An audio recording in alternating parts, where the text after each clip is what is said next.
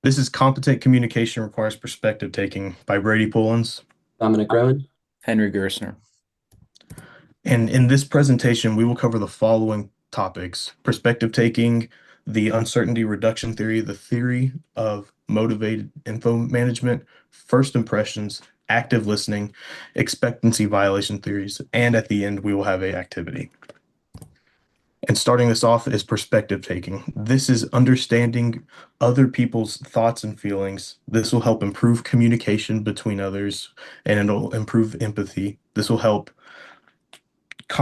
reduce conflict when you are having a disagreement with somebody, and it will promote mutual understanding by learning where other people are getting their information and how they are seeing it from their point of view.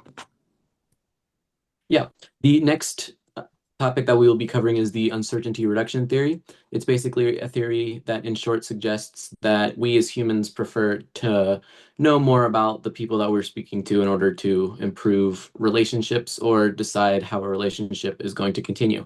And that comes in three stages, first being the entry stage, and then the personal stage, and then the exit or the existing stage.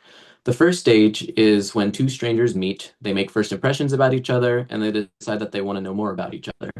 The next stage is the personal stage, is when that uncertainty is beginning to reduce. It's when they go out and do activities together. It's when they basically make an attempt to get to know each other in order to continue that relationship. The next stage is going to be the exit or the existing stage. It's when these former strangers decide to continue or end in a relationship, depending on that uncertainty that has begun to reduce, so that they know as much information as they would need in order to decide how to further that relationship, that being continuing it or ending it. And the next theory is theory of motivated info management. And this theory explains how people react to their information and also how they want to like consume their information. If it's information that validates one of their opinions, they will seek this out. And based on their emotions, if this is something that might like negatively like impact what they thought before, they will be more hesitant seek this kind of information out. This is all based on emotions and what they anticipate with certain like news stuff if they want to validate their opinion or not. Yeah, and both of these theories tie around to the topic of first impressions. Basically, when you meet someone, this is your first idea of how this person acts or how this person looks personality wise. So it's important to know that most people, over 90% of people, believe that first impressions are important deciding factors of a relationship. And it's worth noting that you form a first impression in about the first 10 seconds of people, whether that being you're talking to them or that they see you acting in a certain way. It's important to also note that first impressions can be inaccurate judgments of a person.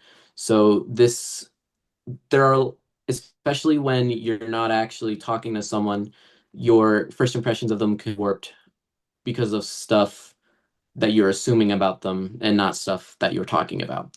It's important to know that face-to-face communication is important. It's the most effective way to make a first impression, so that this reduces people's assumptions of you, both positive and negative. Yeah, and the next section of this principle is active listening.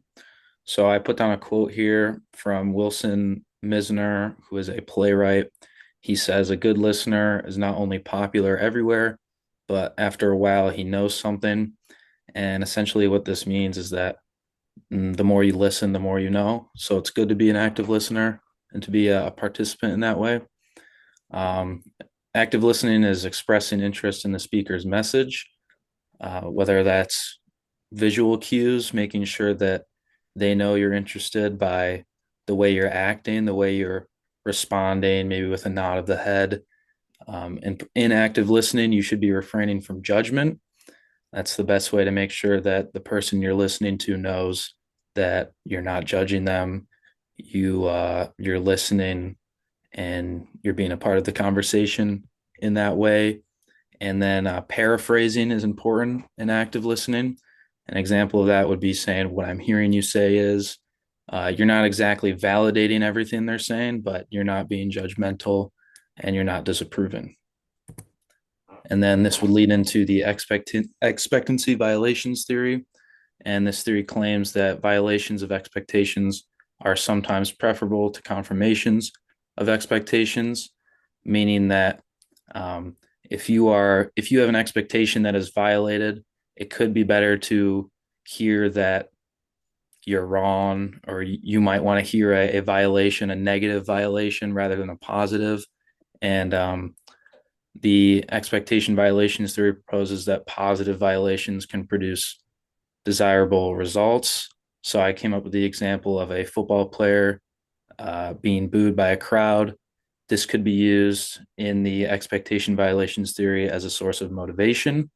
And this motivation is a form of positive violation that could lead to better results. Next, this would lead into how to provide social support. So there's several strategies in providing social support. Invisible support is essentially support that you can't exactly see from the perspective of the person who's receiving the support. It's a kind of support that promotes not directly being a part of the support process, where you're making sure that the person knows, like, are you okay? Is something wrong? It's more kind of a behind the scenes approach. Emotional support is very direct, kind of like this picture here. An example would be a hug, a physical gesture that lets the person know you're with them in this hardship. And person centered messages is another strategy. Essentially means that you're centered around what this person individually is going through, and you understand their personal instance.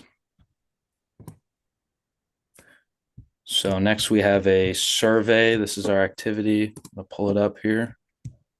And let's see. There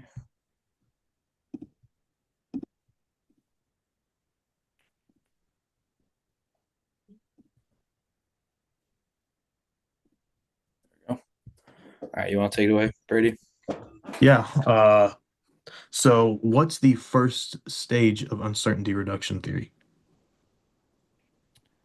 I believe that would be the entry stage. And then the theory of motivated info management explains how.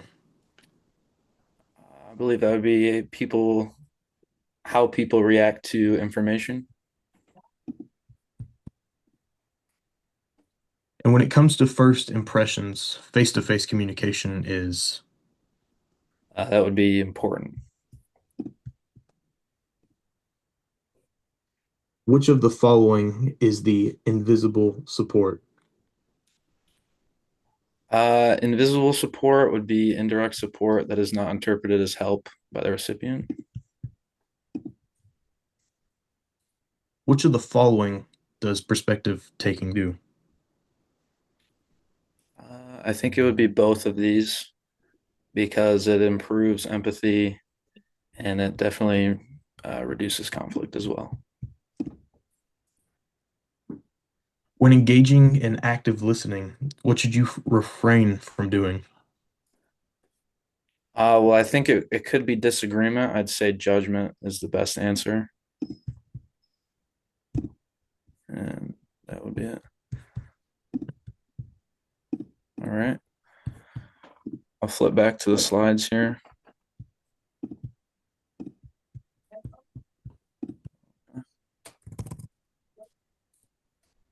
All right, so that's going to be it for our presentation today. In conclusion, we hope that covering these topics has helped you better understand the topics that we've covered in this principle. We also hope that it can help you apply some of these strategies or theories in real life and can help you better understand your relationships with the people around you. Thank you. Thank you. Thank you.